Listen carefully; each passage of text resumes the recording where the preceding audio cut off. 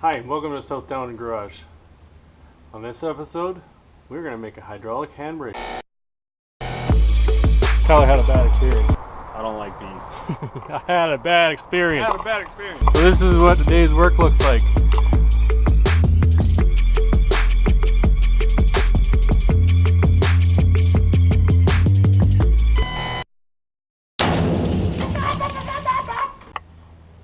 Starting off with some steel and a pass-through Willwood 0.75 master cylinder.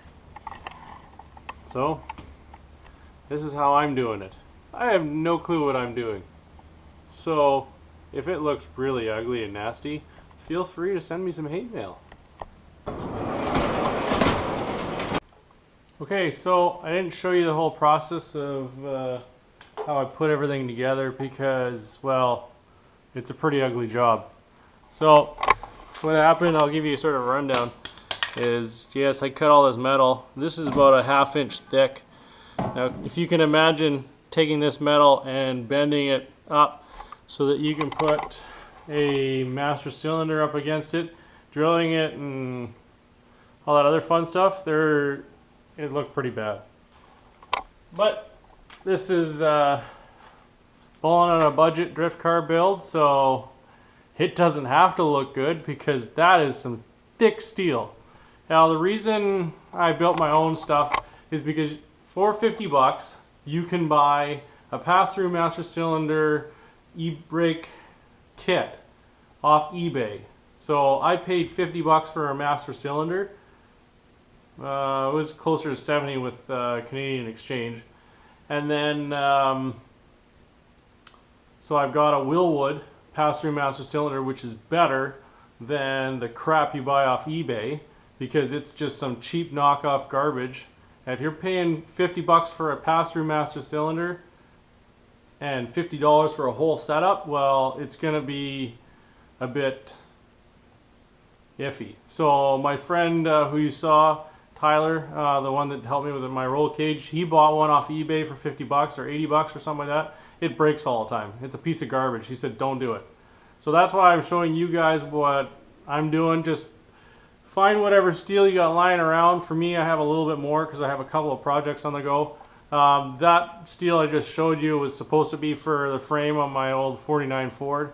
Unfortunately, I've taken a different direction with that, so that is going to be long off in the distance. Right now we're focusing on getting a drift car done. So it's e-brake, plumb into the braking system, and then putting new brake lines on. I got steel braided brake lines. So pass-through master cylinder I got from Enjuku Racing in the States. Thank you very much. And thank you for the ramen noodles, by the way. They're food. And then we've got some stainless steel braided brake lines. I had to make sure, because these are the bigger brakes, that I had to make sure that they were for a 4-piston caliper. So I got those out of Racing Beat in California. So they got all shipped up here. Now I just have to finish figuring out where I'm going to mount my e-brake handle, which was a $4 piece of flat bar. So I'm trying to do all this stuff for under 100 bucks and show you guys that it is possible. You build a good quality,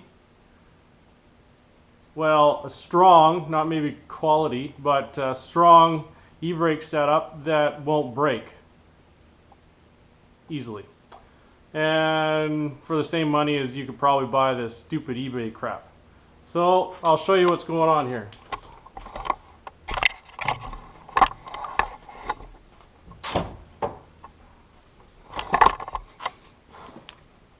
So this is how ugly it turned out.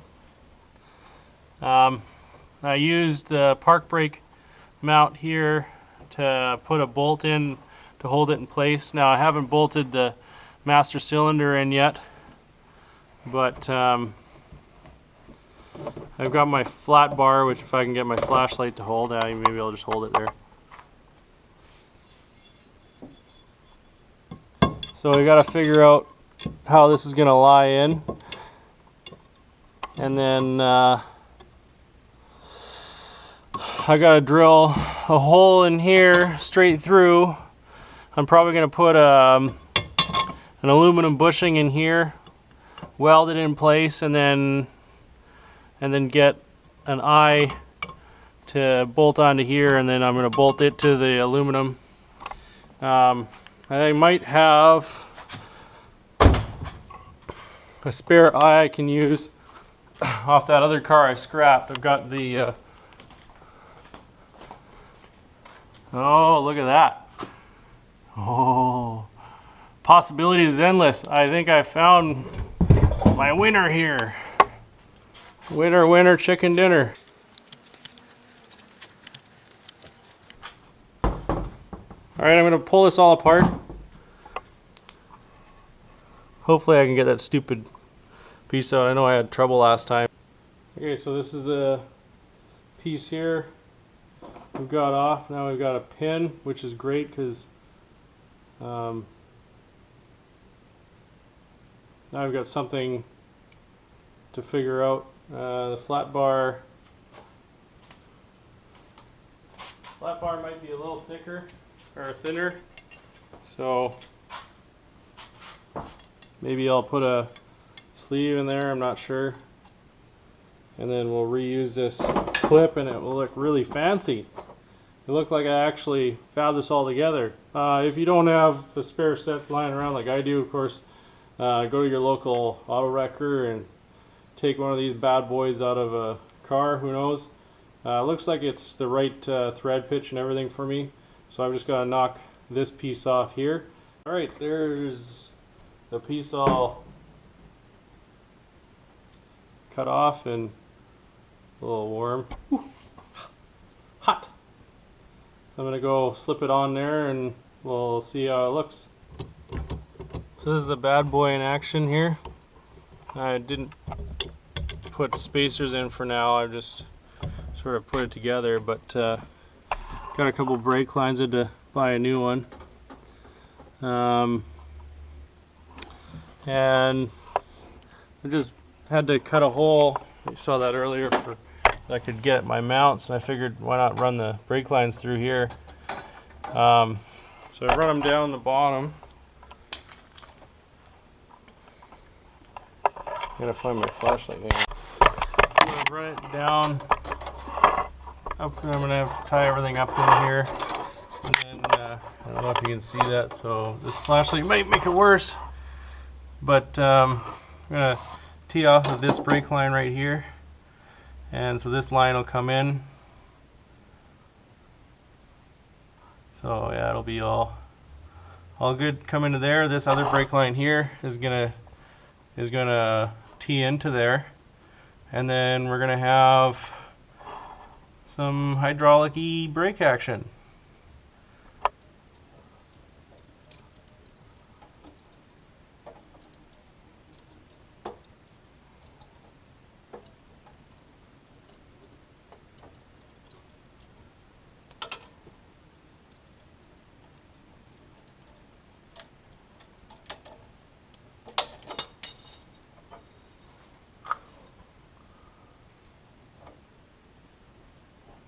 Perfecto. So I can't use this standard one I got because obviously this being an RX-7, it's all metric. So I've got a metric fitting to go on in here instead of this one. So I'll slide that on, and then I can barb this line here, and you can get her ready to hook it up. Ooh, strobe light.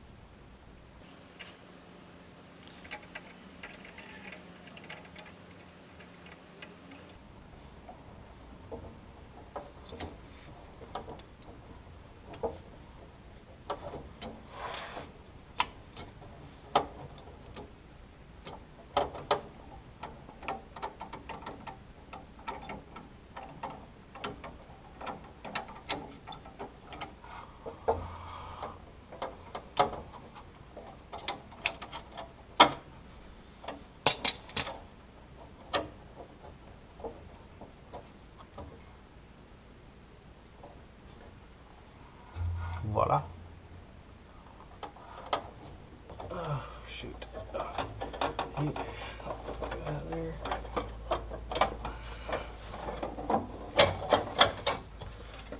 And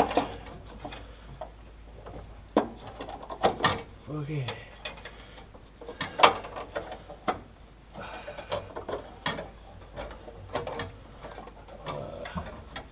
Whatever. Now I'm gonna drain. I'm gonna catch any of the oil that comes out here.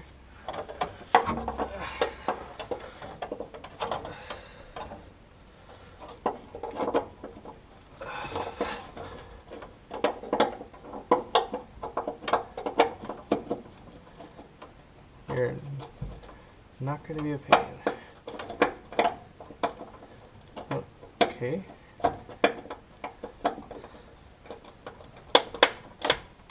Uh-oh.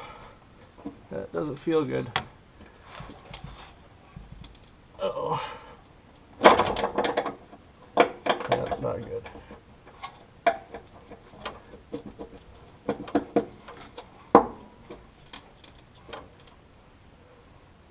Oh boy. Oh, thank goodness.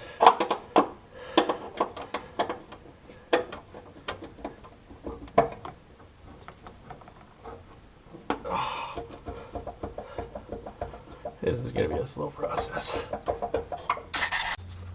Okay, so now both lines are in.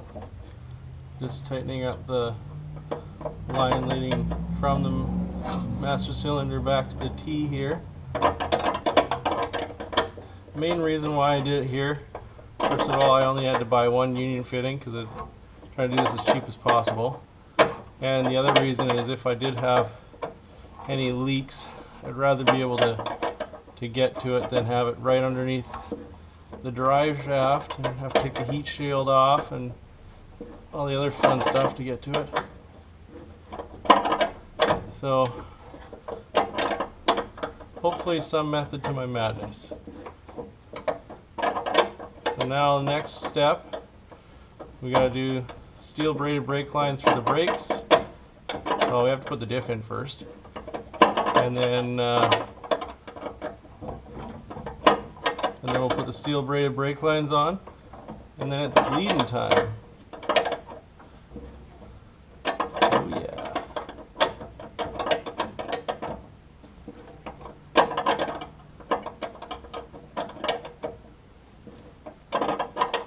It's bleeding. It's bleeding time.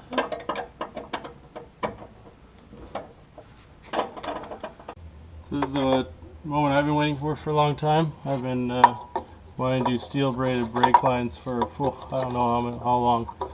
I always wanted to put them on a vehicle and never got the chance, so here goes nothing. Ooh, this is not going to be nice. Now that we've got our hydraulic park brake installed, we can now go ahead and put stainless steel brake lines on. And I'm gonna fight this a little bit here and not bore you with this wonderful detail, so I'm gonna skip ahead till I'm almost done, and then yeah, show you swapping them out. So we got a little bit longer here. That's gonna be awesome. More travel, more power for the brakes, as this stuff gets old and brittle, and plus it expands, so no good. Good, it is leaking. Saw no fluid at first, kind of made me panic.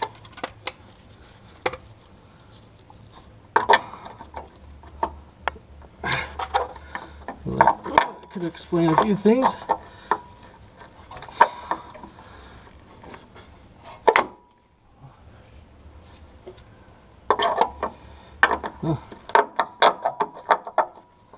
Well,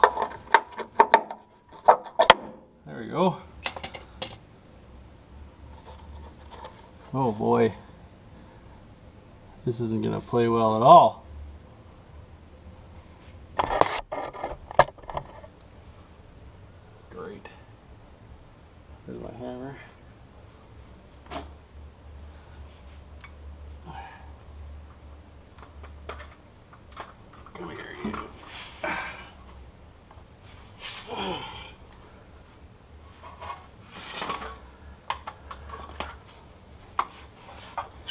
Move that. Ooh, oh boy. Oh boy.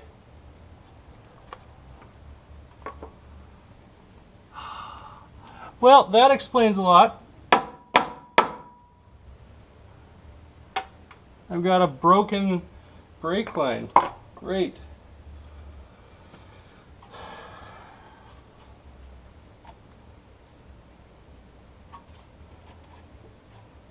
Oh. Well, this is not starting out well.